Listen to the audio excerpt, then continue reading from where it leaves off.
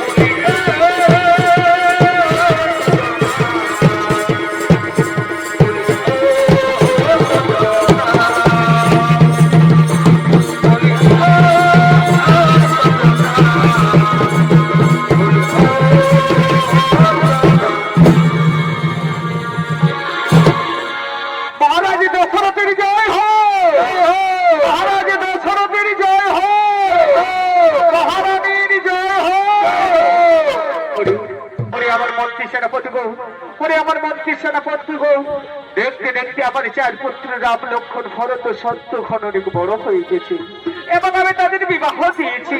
তাই আমার মন্ত্রী সেনাপতি আজ আমি মনে মনে মনস্থির করেছি বংশের পূর্বপুরুষের নেই আমি আমার জ্যেষ্ঠ পুত্র রামচন্দ্রকে অযোধ্যার রাজা করে আমি দানভস্ত সন্ন্যাস গ্রহণ করতে চাই। তোমাদের কি মতামত তা তোমরা আমার কাছে প্রকাশ করো ভাই।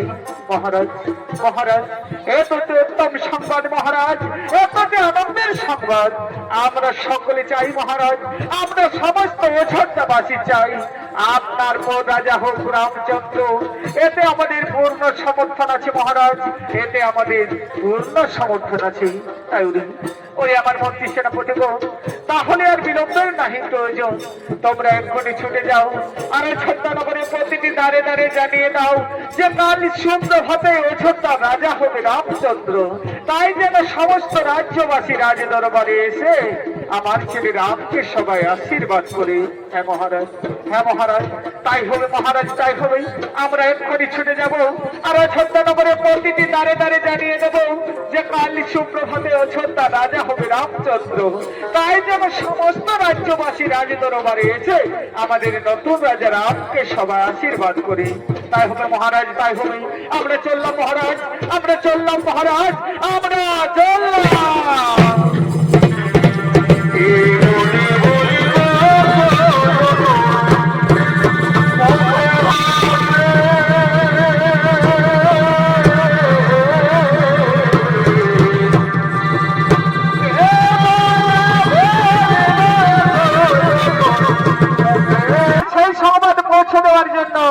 আজ অযোধ্যার বাদ্যকার ছুটে চলেছেন অযোধ্যা নগরে প্রতিটি অলিতে গলিতে। আমার খোড়া রে কি হলো কি হলো তোর বিহাই যায় বৈরাতে আরারা এই আতুল বাতুল খাওয়া দিল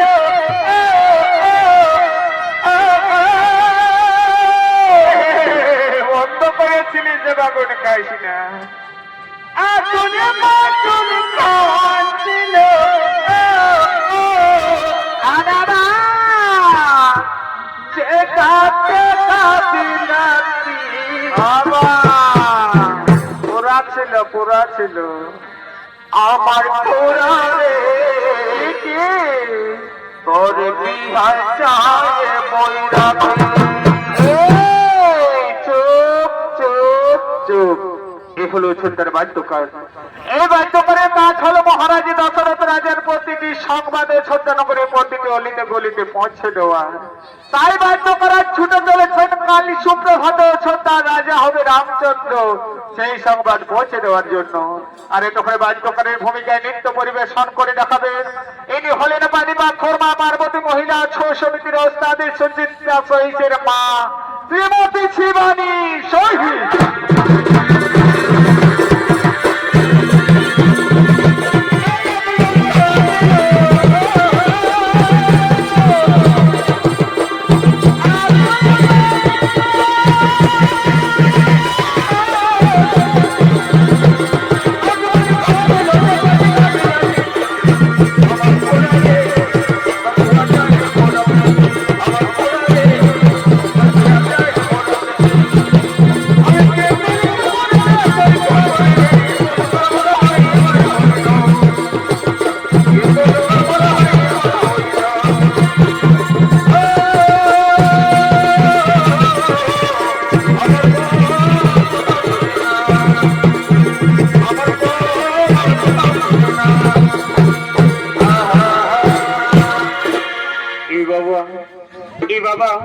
আমি হাঁটতে হাঁটতে কোথায় এসে পৌঁছে গেলি রে বাবা, আমি হাঁটতে হাঁটতে কোথায় এসে পৌঁছে গেলি রে বাবা। যেদিকে ভাবছি শুধু লাইট দিয়ে লোক থারা থার বসে আছে আর এইখানে তো আমার গোটা কথা কাকিয়ে দিয়েছি বাবা। এই মন নাকাটাকে ঘুমাচ্ছে বাবা। ইয়ারা আর কি শুনবে রে বাবা যে আমি ঢোলটা নিয়ে এসেছি। যদি পারো তো এরা একটু উঠে তোরা ঠান্ডাও নেবো। আমি অনেক ধরলে আসছি রে বাবা, আমি অসন্ধ্যা নবরণে আসছি মহারাজ দশরথ রাজার সংবাদ নিয়ে। আর আমি এত দূর আসে নিয়ে আর যদি আমি কোনো খবর শোনাতে না পারি তো তাহলে আসে আমার কি লাভ, প্রচুর লাভ। হ্যাঁ আচ্ছা ঠিক আছে বাবা, ঘুমাতে তো শান্তি করে মনে হয় ঘরে ঘুম হয় নাই।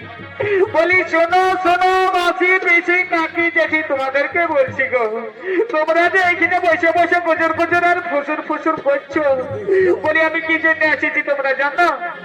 জানো কেউ কেউ মনে মনে করছে বাবা যেটা আমার ছেলের ঢোলটা নিয়ে এসেছে আরো কালকে কোনো মেলা হবে সেই জন্য খবর দিতে এসেছে। না রে বাবা তার জন্য আসিনি, তার জন্য আসিনি বাবা, আমি অনেক ধরে আসছি, আমি অছন্দ করে আসছি গো মহারাজ দশরথ রাজার সংবাদ নিয়ে। তো কি জন্য এসেছি মা আমরা? আমি তো দিনেই এসে পৌঁছেছি কিন্তু আমি ভুলে গেছি। আমি এসে নিয়ে যে তোমাদের এখানে মহিলা বিকাতে ছিল বাবা, আমি 2 গ্লাস মহিলা খাইয়ে দিয়েছি, সব কিছু ভুলে গেছি। আমি কোথায় কোথায় যে কোনো জিনিসটা ভুলে যাই গো। এই জন্য বাবা গোটা কালিন্দি পাড়াতে বলে আমাকে মস্ত বড় ভুলি। তা বাবা ভুলতে হবে নাই, এইখানে যদি ভুল ভালো কিছু বলি তোমারই আমাকে একেবারে দোক্তা বানান দিবে। তারা একটুকু খেয়াল করে দেখে আর বলে দিচ্ছি। হ্যাঁ মনে পড়েছে মনে পড়েছে মনে পড়েছে। বলি শোনো শোনো মাসি পিসি কাকি জেঠি ঘুমায় আছে সেইগুলাকেও বলছি গো। বলি কাল সুপ্রভাতে মানে কাল সকালে অযোধ্যা রাজা হবে রামচন্দ্র, তাই তোমরা সকলে রাজ দরবারে যাবে আর আমাদের নতুন রাজা রামকে সবাই আশীর্বাদ করে আসবে। তাই রইল সাদর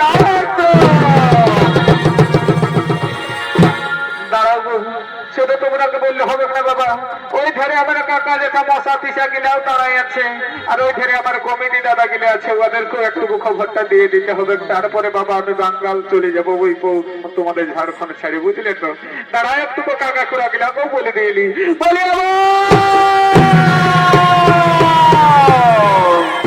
ওই কাকা খোড়া মশা পিসা জেঠা বিশেষ করে বয়স্ক দাদু গিলা যত গিলে আছে এবং তোমাকে বলছি, বলে বাংলা বুঝতে পারছো না? বলে কাল সুপ্রভাতে মানে কাল সকালে অযোধ্যা রাজা হবে রামচন্দ্র, তাই তোমরা সকলে রাজ দরবারে যাবে আর আমাদের নতুন রাজা রামকে সবাই আশীর্বাদ করে আসবে। তো যাবে বাবারা, খাবার টাবার খেয়ে যাবে, নাহলে দেখছেন এখন কেমন হুট করে ম্যানেজার হচ্ছে, যদি টাইমে খাবার না হয় তো ভোকে মরে যাবে। তাই রইল খাবে রামচন্দ্র।